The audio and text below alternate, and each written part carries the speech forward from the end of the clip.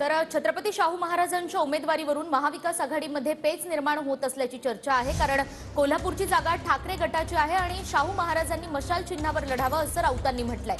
तर कोणत्या चिन्हावर लढायचं हे शाहू महाराजांनी ठरवावं असं काँग्रेसचे नेते नाना पटोले म्हणतात। त्यामुळे आता शाहू महाराजांच्या निर्णयाकडे महाविकास आघाडीच्या नेत्यांचं लक्ष असणार आहे।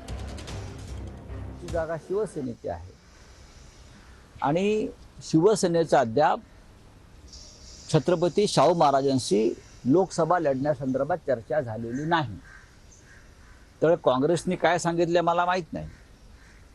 ही शिवसेनेची जागा असल्यामुळे आम्ही सगळ्यांनी मिळून श्रीमंत छत्रपती शाहू महाराजांशी चर्चा करावी असं आम्हाला सुचवलंय।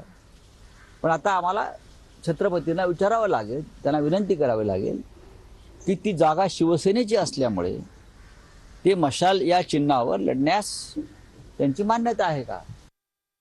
नागपूरमध्ये छत्रपतींनी निवडणूक लढावी ही भूमिका आमच्या तिन्ही पक्षाची होती।